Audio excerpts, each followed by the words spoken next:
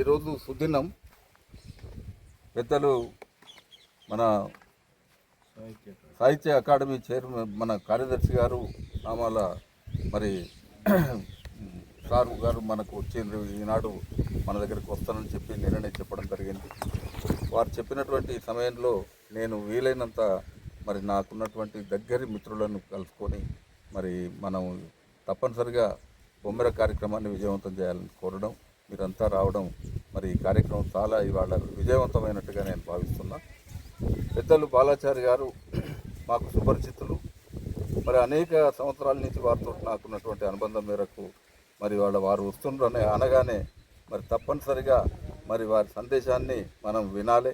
మరి ఇక్కడ ఆగిపోయినటువంటి నిర్మాణానికి పూర్తిగా నోచుకున్నటువంటి ఇక్కడి మరి పోతనకు సంబంధించినటువంటి టెంపుల్స్ కానివ్వండి, ఆయనకు సంబంధించినటువంటి సమాధి కానివ్వండి, లేకపోతే బావి కానివ్వండి, ఇవన్నీ కూడా ఇంకా పూర్తి స్థాయిలో అవి కావడానికి మరి వారు రావడం మొట్టమొదటిసారిగా వారు ఈ గ్రామానికి విచ్చేయడం అనేది చాలా మరి విశేషంగా భావిస్తూ వారిని సందర్భంగా మాట్లాడాల్సిందిగా కోరుతున్నాను. నమస్కారం.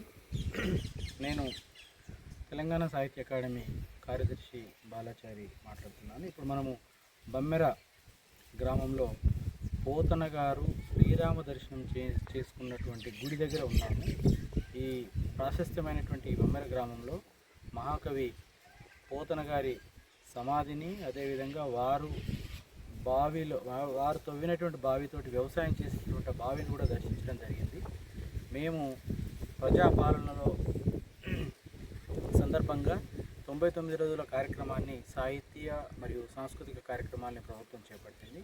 అందులో భాగంగా ఇక్కడ ఒక సాహిత్య కార్యక్రమాన్ని నిర్వహించాలని మా అధికారుల యొక్క ఆదేశాల మేరకు నేను రావడం జరిగింది. ఇక్కడ ఎలా ఉంది ప్లేసు, తర్వాత ఏ కార్యక్రమం చేస్తే బాగుంటుంది అనేటువంటిది చూసి వెళ్దామని వచ్చాను. మరి ఇక్కడ ఒక సాహిత్య కార్యక్రమాన్ని చేయొచ్చు అని నేను భావిస్తున్నాను. అది మా ఉన్నతాధికారులకు వివరించి తద్వారా ఆదేశాల ప్రకారంగా మళ్ళీ ఒక రోజు మనం ఇచ్చేసి ఈ జూన్లో 2వ తారీఖు లోపే సాహిత్య కార్యక్రమాన్ని ఏర్పాటు చేస్తాం.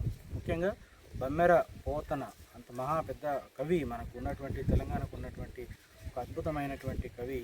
మరి వారు రచించినటువంటి భాగవతము, మరి ఎక్కడ ఏ నోట విన్నా కూడా భాగవతము తెలియని వాళ్ళు ఉండరు, భాగవతం కథలు వినని వారు ఉండరు. అటువంటి మహాకవిని స్తుతిస్తూ మరి వారి యొక్క ప్రాశస్త్యాన్ని మనం తెలియజేస్తూ ఒక సాహిత్య కార్యక్రమాన్ని ఇక్కడ చేసుకుంటాము.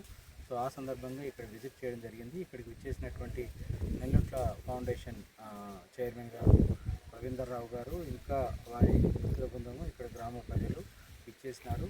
సో మళ్ళీ ఒకరోజు నేను మా కార్యక్రమ వివరాలతో వచ్చి ఇక్కడ కార్యక్రమం నిర్వహిస్తాము. ధన్యవాదాలు. ప్లీజ్.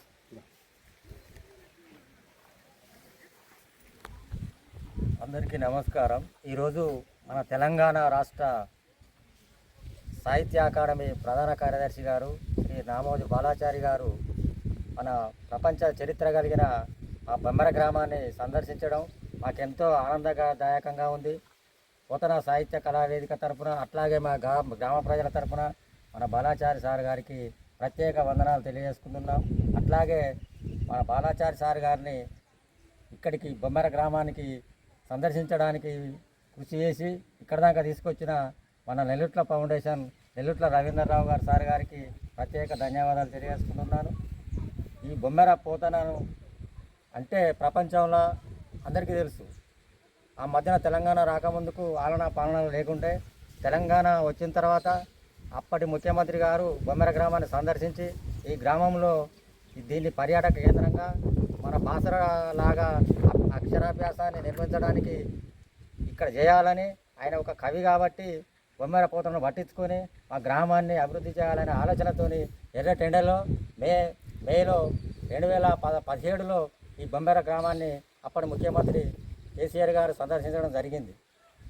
అయితే ఆ ప్రభుత్వంలో కొంత పని నడిచింది. వాళ్ళ మధ్యన ఆగిపోయింది. ఆ ఆగిపోయిన పనిని పూర్తి చేసి ఆ బొమ్మెరను అభివృద్ధి చేయాలని ఇప్పుడున్న ప్రభుత్వం మా పోతనను పట్టించుకోవాలని కవులు కళాకారుల తరపున సాహిత్యవేత్తల తరపున అందరినీ వేడుకుంటున్నాం. ఈ బొమ్మెర పోతనను ప్రపంచంలోనే మా గ్రామాన్ని ఒక ఆదర్శంగా తీర్చిదిద్దాలని ఇప్పుడున్న ప్రభుత్వానికి మేము అందరం విన్నవించుకుంటున్నాం. ఇక్కడ సాహిత్య కార్యక్రమాలను, కవి సమ్మేళనాలను, పద్యనాటకాలను అనేక కార్యక్రమాలను నిర్వహించాలని మా అందరి కోరిక, అభిలాష. ఈ ప్రాంతం కవుల నిలయం. పాలకుర్తి సోమనాథుడు, వాల్మీకి మహర్షి, బొమ్మెరలో మన బొమ్మెర పోతన, ఈ త్రిమూర్తుల నిలయం, ఈ ముగ్గురు కవుల నిలయం ఈ పాలకుర్తి గడ్డ. కాబట్టి ఇది అభివృద్ధి చేస్తే బాగుంటుంది అనేది మా అందరి ఆలోచన. ధన్యవాదాలు.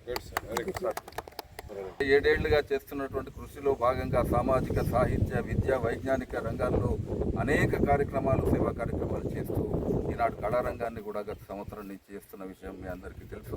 25 నాటకాలను ఏకబిగిన పౌరాణిక నాటకాలను వేసి మరి అడగంటినటువంటి ప్రాచీన కళలను పైకి తెస్తున్నటువంటి ఆ సందర్భంలో ఈనాడు మరి చుట్టుపక్కల హైదరాబాద్లో కానీ, దనగాంలో కానీ, ఇతరత్ర ప్రదేశాల్లో కానీ చేస్తూ రేపు చిల్పూరు దేవస్థానంలో కూడా మనం చేయబోతున్నాం. అదేవిధంగా పెద్దలు బాలాచారి గారు నేను వారిని రిక్వెస్ట్ చేసింది ఏంటంటే, భక్త పోతన నిజంగా బొమ్మెరలో వేయాలి.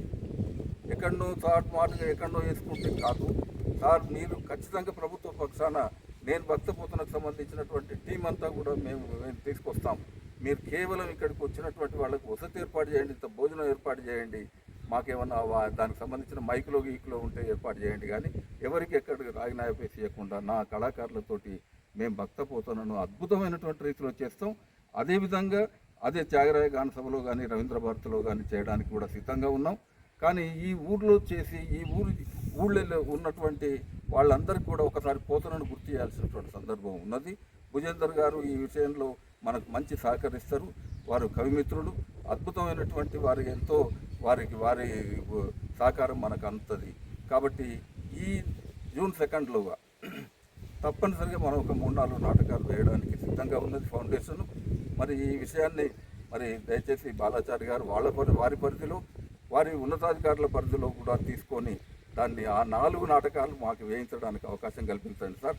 ఒకటి బొమ్మెరలో, మిగతా 3 మాత్రం మీరు రవీంద్ర భారతిలో మాకు పెట్టాలని చెప్పుకోవచ్చు. మీరు ఇంత దూరం వచ్చినందుకు మీకు ధన్యవాదాలు. నమస్కారం. మొట్టమొదటి లోకసభ స్పీకర్ ఆధ్వర్యంలో శంకుస్థాపన 59 నుంచి 82 వరకు పట్టించుకున్నారు. ఆ గోడలు అక్కడ చూడండి, అది కేవలం గోడలు నిలిచి టాప్ లేకుండా ఉంది. 82లో మళ్ళీ ఇక్కడ బొమ్మలు యువకులంతా కలిసి సంఘాన్ని ఏర్పాటు చేసి దాన్ని పివి నరసింహారావు విదేశాంగ వ్యవహారాల మంత్రి ఉన్నప్పుడు దాన్ని ఇక్కడ దీన్ని డెవలప్ చేయాలనే దాని మీద ఒకటి ఆహ్వానం వచ్చి ఐక్యరాచార్య వాళ్ళు వచ్చి ఆ టాప్ గురించి అందులో పోతన గారి విగ్రహంలో రాములవారిని పెట్టి అప్పటి నుంచి ఇక మళ్ళీ తర్వాత వస్తున్న రాజారావు పిల్లలు ఈ దేవాలయం కట్టవచ్చు. ఇది కట్టినాక ఇది శంకుస్థాపన నుంచి ఇప్పుడు వరకు ఇట్లా నడుస్తుంది.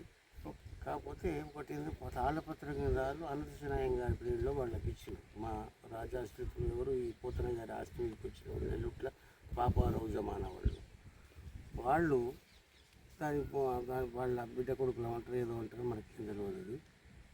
దాంట్లో ఇది వచ్చింది వాస్తవం. వచ్చినాక ఆ ఆస్తి మీద అయితే వీళ్ళు ఉన్నారు. పోతన గారి వ్యవసాయ భూమి ఇది అని అనుకున్న అంతా తిరిగి వచ్చింది. స్థల మార్పిడి చేసేదాన్ని 2 ఏళ్ళు కాగానే పంట తగ్గగానే ముందుకు వచ్చేది. అట్లా తీసుకుంటూ వచ్చి ఇక్కడ బొమ్మరకు వచ్చి ఇక్కడ స్థానికంగా ఏర్పాటు చేసుకుంది.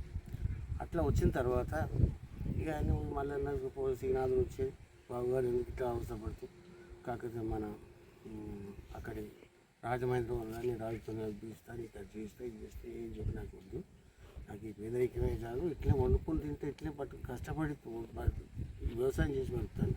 అక్కడ ఒక బావి చూసింది కదా, ఆ బావి యాతం ఉన్నట్టు, తండ్రి కొడుకులు ఇట్లా యాతం అట్లా పట్టించుకునేవాళ్ళు. ఆ పోతన గారి అవతలికి జాగాలో అంటే గూడూరు చూసింది, గూడూరు నుంచి వచ్చింది. అది సగం దూరంగా అక్కడి నుంచి వ్యవసాయం చేసుకుంటుంది. అక్కడనే చెరువు కట్టు వచ్చింది. ఆ చెరువు నీళ్ళు నిలబడి అక్కడ ఆయనకి స్థానం లేక అది దాటి బొమ్మడి దాకా వచ్చింది. ఈ ఒంటి మిట్ట దాకా ఈ మిట్ట దాకా వచ్చింది. ఇది మిట్ట ప్రాంతం అప్పుడు. అయితే దాన్ని సాగు చేసుకుని మంచిగా వ్యవసాయం చేసి ఇక్కడి నుంచి రాగానే ఆయన శ్రీనాథ్ గడుకోసారి పల్లకిలో వస్తుండే ఆ ముగ్గురు భోజనం తీసేయమనడు. మల్లన్న గారు మల్లన్న నాగలు దుంపుకుంటే నాన్న చూస్తున్నవాడు మామయ్య ఏం చేస్తున్నాడు చూడు అంటే ఈయన ఎన్నడు 2-3 సార్లు అంటే ఏం కదా నువ్వు కూడా ఒక నాగల్ని ఒక ఎత్తునోడి చేయి. తర్వాత ఆయన వెనక వీడి చేసిండు అది వస్తుంది నువ్వు ఇడిచి పక్కకు జరుగు నాన్న అని చెప్తాడు కొడుకు. అది వ్యవసాయం నడుస్తూనే ఉంది. నా పల్లెకి వస్తూనే ఉంది. ఆయన చర్య జరిగింది అప్పుడు జరిగినది. ఆ తాడి చెట్టు వచ్చేసరి ఆయన అవతల నుంచి వస్తుంది అది చస్తుంది పుడుతుంది చస్తుంది పుడుతుంది. తాడపత్ర గంధాలు రాసిన దాంతోనే అప్పుడు ఇంకా ఉన్నదంటే గ్రేట్ అయింది సార్ మళ్ళీ వచ్చింది గ్రేట్ ఇంకా ఉన్నదంటే పోయింది అనుకున్నాం గ్రేట్ అంతా పోయింది అది అక్కడి నుంచి పెరుగుతూనే ఉంది అది తాడపత్ర గంధాలు దాని మీద రాసిండు మంచిగా ఉంది. 5-6 కట్టలు రాసిండు అందరిగా తీసుకుపోయిండు. ఆ తాడపత్ర గ్రంథాలు మన బొమ్మరి గ్రామానికి ఇప్పించి 30 ఏళ్ళు మన కవులంతా కలిసి పూర్వోద్భాలం చేసి ఇక్కడనే పంచాంగ అదే కవి సమ్మేళనం పెట్టి బ్రహ్మాండంగా చేయాలి. ఉమ్మడి మా మద్రాసు రాష్ట్రం ఉండనట్ట మనకి తీసుకుపోయింది ఆయన 59 అయితే ఇక్కడికి వచ్చిండు. 59-60 వచ్చిండు. అయితే మరి అప్పుడు తీసుకెళ్ళిండు. మరి వాళ్ళు ఏం చేసిండో మనకేం అర్థమైతే లేదు. అది ఎక్కడున్నా తెలుసుకోండి సార్ అలా మళ్ళీ ఆ ఎదురాజారావు ఉన్న పీరియడ్లో ఇక్కడ బొమ్మర పోతన గ్రంథాలయం నడిపించినాం సార్. 20-30 సంవత్సరాలు నడిచింది. ఆ తర్వాత అన్నీ మన పాండురంగారావు సార్ వాళ్ళు పోతనపేట వరంగల్ వాళ్ళు అన్నీ తీసుకెళ్లారు పుస్తకాలు అన్నీ ప్లేస్ ఉందా మళ్ళీ ప్లేస్ దాంట్లో ఇప్పుడు మా గ్రామస్తులు అంతా వ్యాపారులు అందరం కలిసి మళ్ళీ ఒక 3-4 సంవత్సరాల క్రితం బొమ్మర పోతన గ్రంథాలయం అని అదే పేరుతో మళ్ళీ అందరం చందాలు వేసుకొని నడిపిస్తాం. తాళపత్రం అనువదించిన ఒకటే మొదలండి మనకి తాళపత్రం దానికి అనువదించిన ఒకటే 5 బుక్కులు కొట్టించుకుంటాం.